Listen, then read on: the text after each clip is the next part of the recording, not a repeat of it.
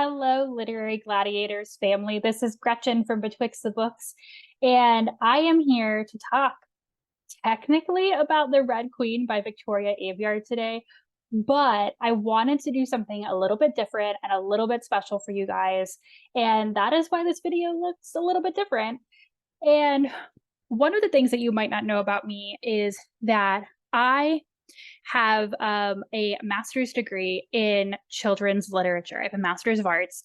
And one of the things that I did for both my undergraduate honors thesis and for my master's thesis was I wrote about book covers.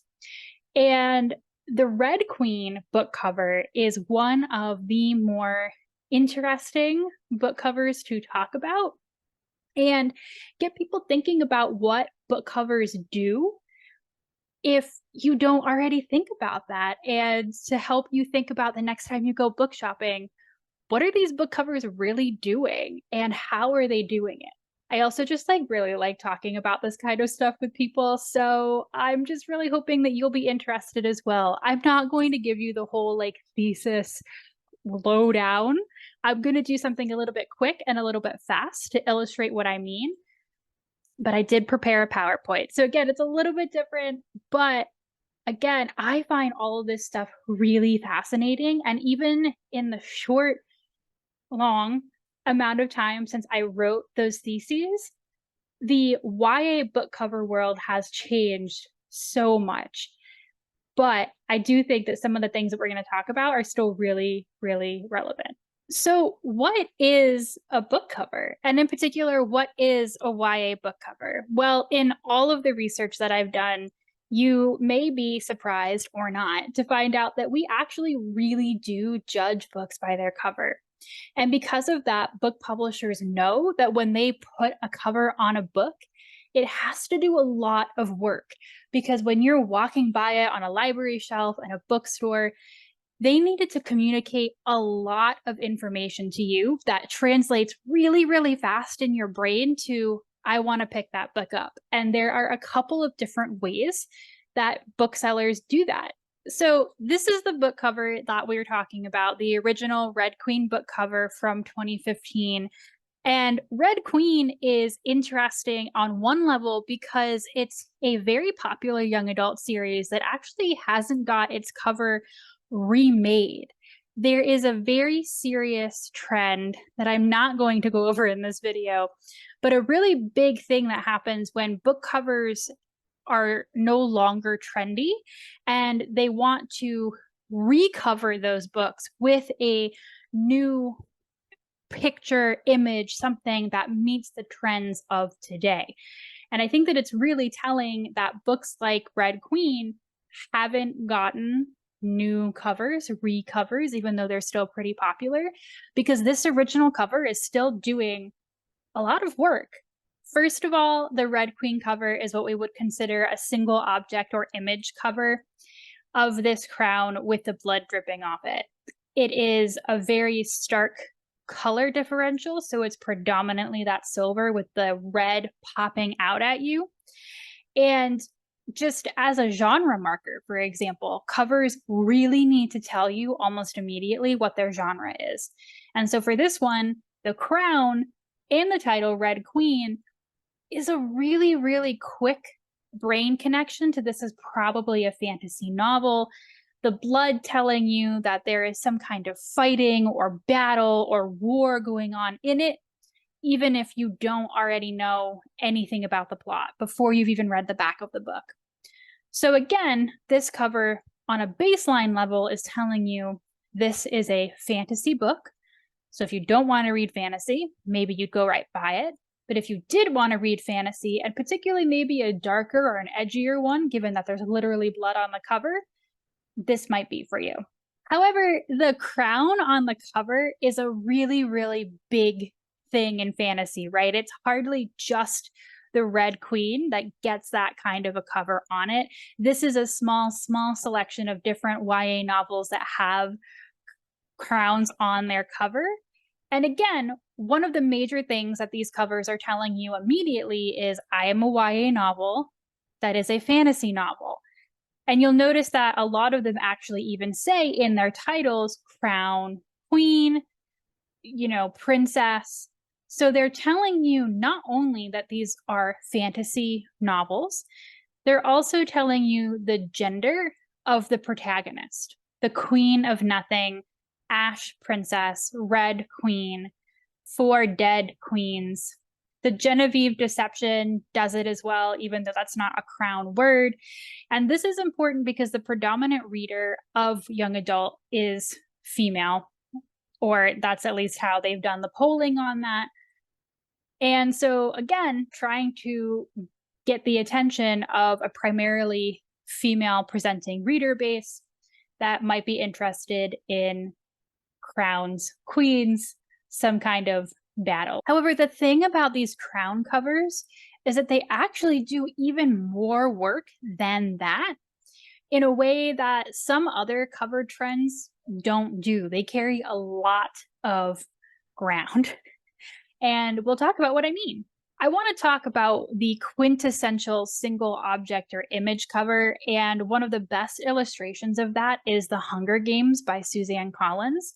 This is the original book cover and the movie tie-in cover, and I think it's really important to note that even when the covers have been slightly redesigned, they still have this Mockingjay symbol on them. The Mockingjay symbol for The Hunger Games became a huge branding opportunity for the franchise. It's on the books, it's on the merchandise. It became basically a quintessential one image, didn't even need words, way to understand that you were looking at something related to the Hunger Games. And I think, for example, on this particular movie tie-in, normally what they do on movie tie-in covers is they have images of the actors, actresses, or at least one or two of the main people, because they're trying to grab people who saw the movie to read the book. You'll notice that the branding of the Mockingjay pin was so ever present in the movie as well that they didn't feel the need to do that on this particular cover. There are covers with Jennifer Lawrence on them, but for this one, the original, just like the book, this was enough representation of the Hunger Games to say, this is the Hunger Games. No more notes. They didn't need your brain to do anything else. This idea of the single symbol as branding was so effective that multiple books in the dystopian vein that came out around that same time or after it in the huge dystopian boom used the same idea. So you see the same style of cover on Legend by Marie Lu, the Testing series by Joelle Charbonneau, and Veronica Roth's Divergent. I think what's interesting about Divergent is that they did not continue to use those symbols as heavily in the movie series. I don't have any images of that, but I think the Divergent symbol didn't end up being as distinctive as the Mockingjay, so they didn't use it. But these books are automatically trying to tell you, in the way that they look so much like the Hunger Games, that they are similar to the Hunger Games. And when a book is as popular as the Hunger Games was, it is so important for other books to piggyback on that success. And so these books are, yes, doing some work telling you about the plot, but not really, right? They're literally, in what they look like, telling you, I am a book that looks like the Hunger Games because my plot is like the Hunger Games. And you can argue, if you've read any of these books, how similar they are, but these are literally just advertisements from the publisher trying to hop on the popularity train and get you to pick up these books as well. Some books are so popular that they continue to influence book cover trends long after their initial deluge of popularity. So, for example, Twilight by Stephenie Meyer was published in 2005, and The Beautiful by Renee Ahdieh was published in 2019. But you can see with the black, red, and white contrast, the single object or image style that this book had gone back to.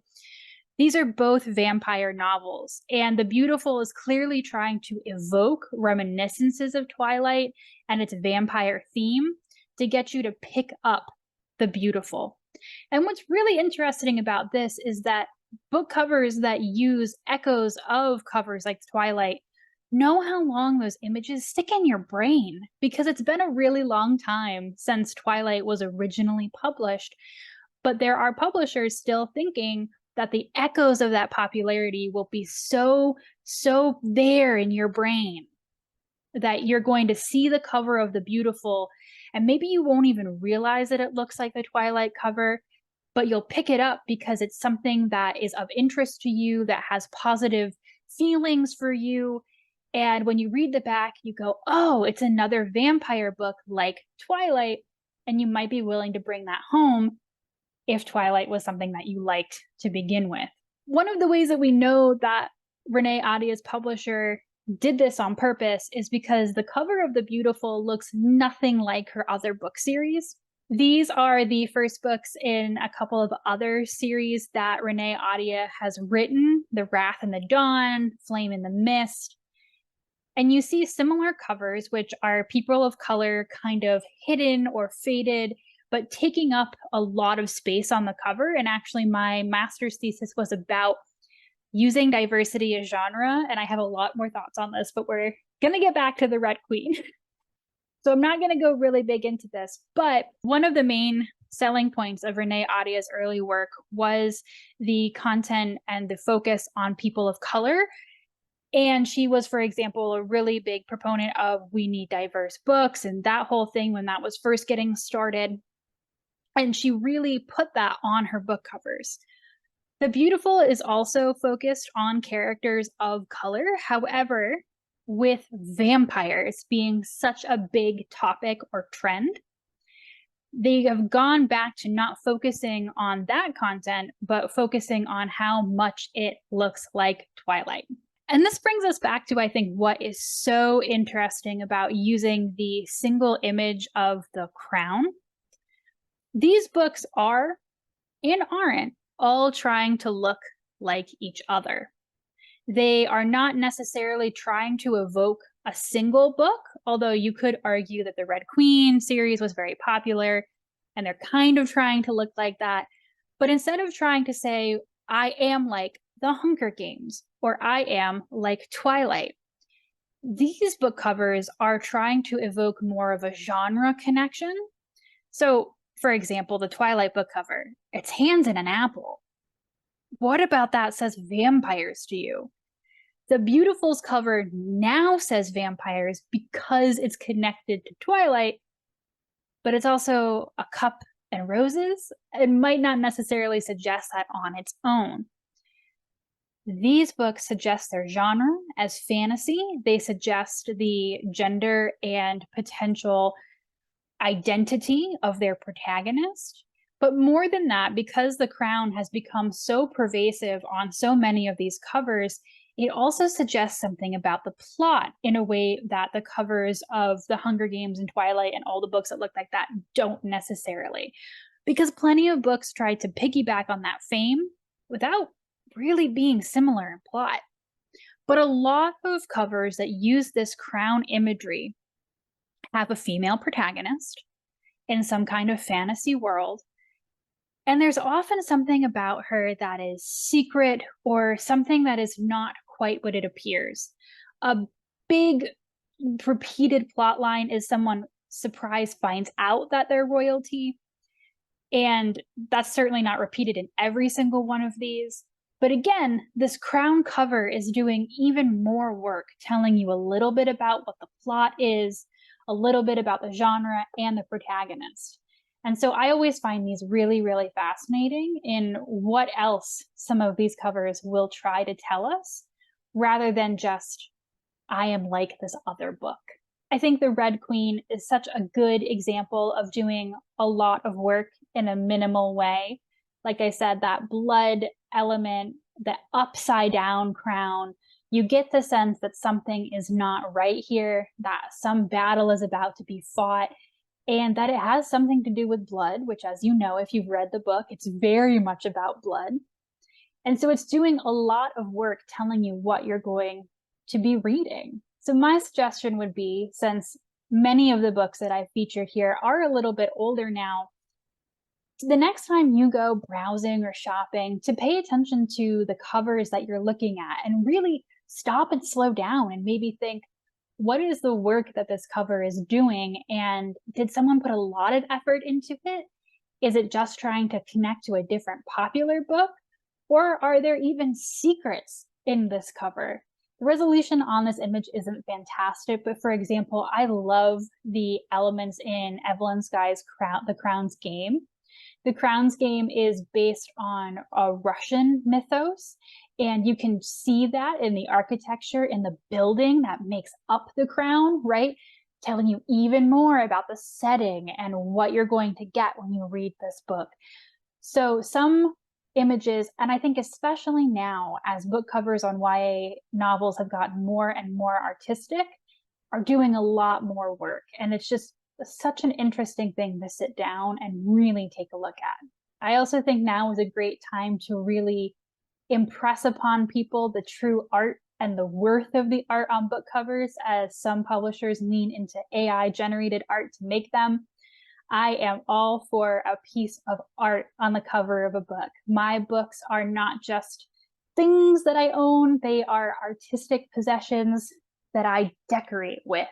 And their covers are really important to me. So the next time you're in the bookstore or the library, slow down, take a look, and see what cover trends you see. I hope this was interesting to you. It's certainly fun for me to talk about. I said I was going to give you the short version. I'm not sure that I succeeded, but trust me, there's a lot more up in here I could say about this. So you can stop by my channel, Betwixt the Books, and chat with me more about it if you feel so inclined. Thanks, guys. Bye.